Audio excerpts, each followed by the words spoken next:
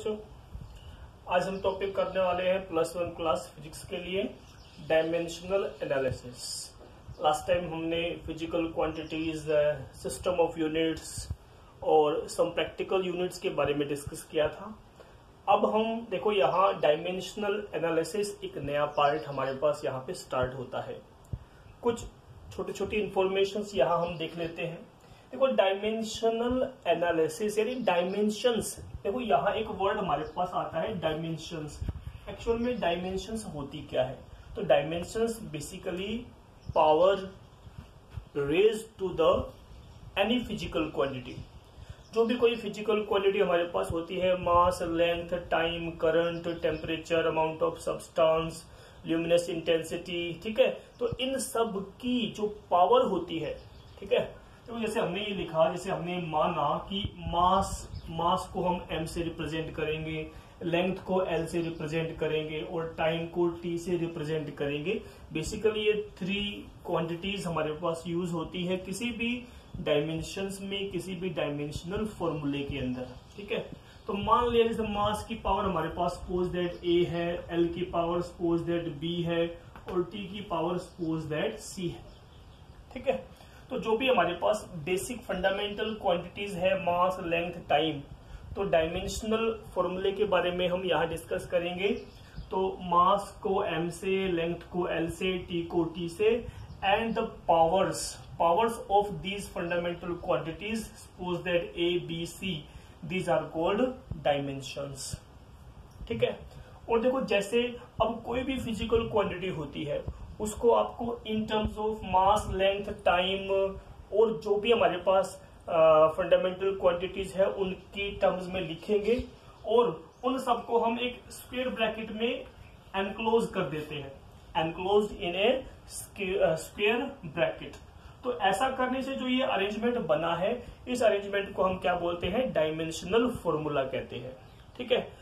अब अगर ये डायमेंशनल फॉर्मूला किस फिजिकल क्वांटिटी का है, यानी अगर आपने इस डायमेंशनल फॉर्मूले को उस फिजिकल क्वांटिटी के नाम से इक्वेट किया है, तो ये हमारे पास क्या बन जाएगा? डायमेंशनल इक्वेशन कहलाएगी, ठीक है ना। तो क्या कहलाएगी ये? Dimensional equation. कब? जब हमारे पास डायमेंशनल फॉर्मूला उसको आपने इक्वेट किया है the name of the physical quantity which have that dimensional formula, ठीक है। तो ये कुछ हमें बेसिक बातें। अब देखो हमारे पास है यहाँ डायमेंशनल एनालिसिस टॉपिक कर रहे हैं, तो हमें देखना है types of variables and constants. Types of variable, देखो वेरिएबल्स हमारे पास अलग अलग टाइप्स के होते हैं, कॉन्स्टेंट भी हमारे पास अलग अलग टाइप्स के होते हैं।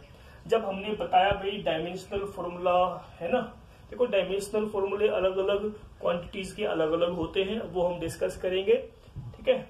अब देखो इस डायमेंशनल फॉर्मूले के बेस्ड पर ही जैसे हमारे पास ये 4 वैरायटीज डायमेंशनल वेरिएबल होते हैं, डायमेंशन लेस वेरिएबल होते हैं, डायमेंशनल कांस्टेंट होते हैं और डायमेंशनल लेस कांस्टेंट होते हैं। देखो डायमेंशनल वेरिएबल्स यानी यहाँ हमारे पास वो फिजिकल क्वांटिटीज लेनी होती है जिनका डायमेंशनल फॉर्मूला भी होता है और वो अपने आप में क्या है? वेरिएबल है, वो फिक्स नहीं है, उसकी अलग अलग कंडीशन पे अलग अलग वैल्यू होती है, ठीक है। एग्जांपल देखो area, volume, velocity, force, work done, power, ये सब क्या है हमारे पास? इन सब वैल्यूज का डायमेंशनल फॉर्मूला भी होता है और ये क्या है? वेरिएबल भी है। एरिया कोई फिक्स नहीं होता, अलग अलग कंडीशन में अलग अलग एरिया होता है, वॉल्यूम डिफरेंट होता है, तो ये क्या है? वेरिएबल्स है, इनका डायमेंशनल फॉर्मूला भी होता है। Number 1 dimensional variable. नंबर 2 है डायमेंशन लेस वेरिएबल।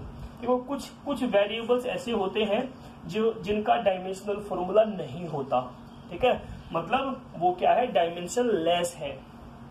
देखो जैसे एंगल हमारे पास अलग अलग कंडीशन में अलग अलग होता है, अलग अलग एंगल बन सकता है फॉर एनी इंक्लाइंड प्लेन या any 2 lines when they cross, ठीक है। तो एंगल क्या है? एक वेरिएबल है, बट इसका कोई डायमेंशनल फॉर्मूला नहीं होता, ठीक है।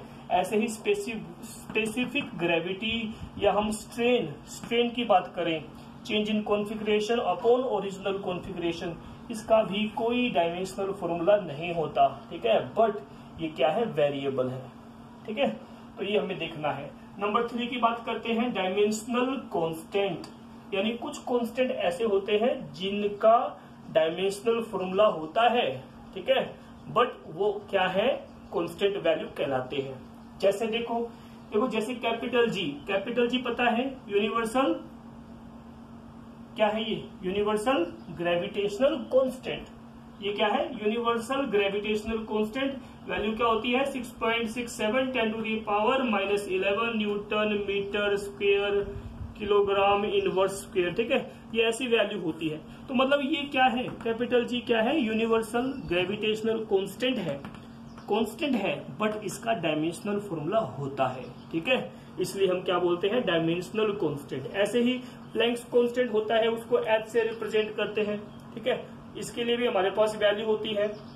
ठीक है, वैल्यू क्या होती है, 6.63 इंटू 10⁻⁻34 जूल सेकेंड, ऐसी वैल्यू होती है। ठीक है, तो ये क्या है, इसका भी हम डायमेंशनल फॉर्मूला फाइंड कर सकते हैं, बट ये क्या है, कांस्टेंट है।